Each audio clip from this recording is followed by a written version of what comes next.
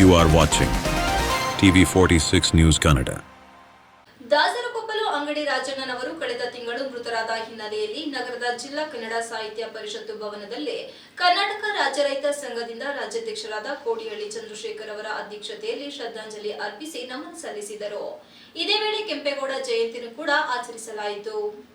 ನಂತರ ಮಾತನಾಡಿದ ಅವರು, ದಾಸರಕೊಪ್ಪಲು ಅಂಗಡಿ ರಾಜಣ್ಣನವರು 2002ರಲ್ಲಿ ರೈತ ಸಂಘಕ್ಕೆ ಬಂದು ಹಾಸನ ತಾಲೂಕು ಉಪಾಧ್ಯಕ್ಷರಾಗಿ ರೈತರ ಪರವಾಗಿ ಸೇವೆ ಸಲ್ಲಿಸಿ ಜಿಲ್ಲಾ ಖಜಾಂಚಿಯಾಗಿ ನಿರಂತರ ಹೋರಾಟ ಮಾಡಿಕೊಂಡು ಬಂದಿದ್ದಾರೆ. ದೆಹಲಿಗೆ 7 ಬಾರಿ, ಬಾಂಬೆಗೆ 3 ಬಾರಿ, ಬೆಳಗಾಂಗೆ 20 ಬಾರಿ, 106 ಬಾರಿ ಪೊಲೀಸ್ ಬಂಧನಕ್ಕೆ ಒಳಗಾದರೂ ಹೆದರದೆ ಧೀಮಂತ ನಾಯಕರಾಗಿ ಹೋರಾಟ ಮಾಡಿಕೊಂಡು ಬಂದಿದ್ದಾರೆ. ಇವರು 19/5/2025ನೇ ದಿನಾಂಕದಂದು ದೈವಾಧೀನರಾಗಿರುವವರು ಎಂದು ನೆನಪಿಸಿಕೊಂಡರು. ಕೆಂಪೇಗೌಡ ಕೇವಲ ಬರೀ ರಾಜನಾಗಿ ಕೆಲಸ ಮಾಡಲಿಲ್ಲ, ನಾಡಪ್ರಭುವಾಗಿ ಕಟ್ಟಡ ನಿರ್ಮಾಣ ಮಾಡಿದ್ದಾರೆ. ಸಮಸ್ಯೆ ತಿಳಿಯಲು ಅವರು ಭೇಟಿ ಮಾಡುವ ಕೆಲಸ ಇತ್ಯಾದಿ ಎಲ್ಲವೂ ಕೂಡ ತುಂಬಾ ಗೌರವಯುತವಾಗಿ ಯಾವುದೇ ಭಿನ್ನಭೇದ ಇಲ್ಲದೆ ನಡೆದುಕೊಳ್ಳುತ್ತಿದ್ದರು.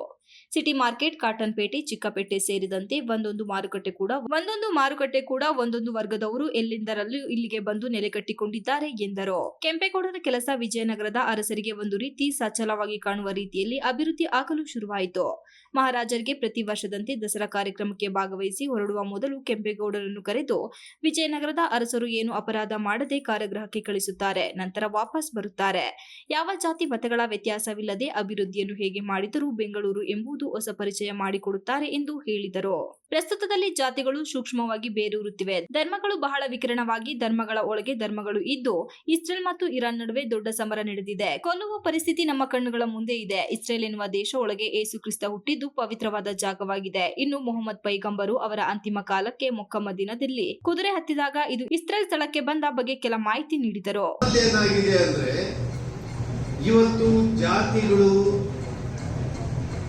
ಸೂಕ್ಷ್ಮವಾಗಿ ಬೇರೂರ್ತಾ ಇದೆ.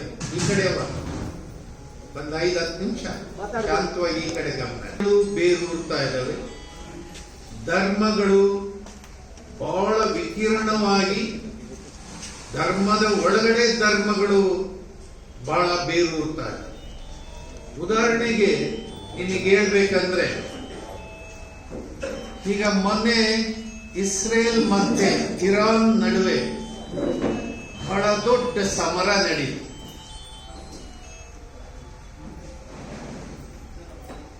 ಬಹಳ ದೊಡ್ಡ ಯುದ್ಧ. ಕಾರ್ಯಕ್ರಮದಲ್ಲಿ ಚಿಕ್ಕಮಗಳೂರು ಶ್ರೀ ಜಯ ಬಸವಾನಂದ ಮಹಾಸ್ವಾಮೀಜಿ, ಹಾಸನದ ಧರ್ಮಗುರು ಎಂಎಸ್ ಶ್ರೀನಿವಾಸ ಮೂರ್ತಿ, ಮೊಹಿಲ್ ಉಲ್ಲಾ ಶಾ ಉಲ್ಲಾ ಖಾದ್ರಿ, ರೈತ ಸಂಘದ ರಾಜ್ಯ ಉಪಾಧ್ಯಕ್ಷ ಆನೆಕೆರೆ ರವಿ, ಜಿಲ್ಲಾಧ್ಯಕ್ಷ ಬಾಬು, ರಾಜ್ಯ ಸಂಚಾಲಕ ಮೊಹಮ್ಮದ್ ಸಾದಿಕ್, ಜಿಲ್ಲಾ ಪ್ರಧಾನ ಕಾರ್ಯದರ್ಶಿ ಬೋರನಕೊಪ್ಪಲು ಜಯರಾಮ್ ಇತರರು ಉಪಸ್ಥಿತರಿದ್ದರು. Srinivas, TV46 news Kannada, Hassan.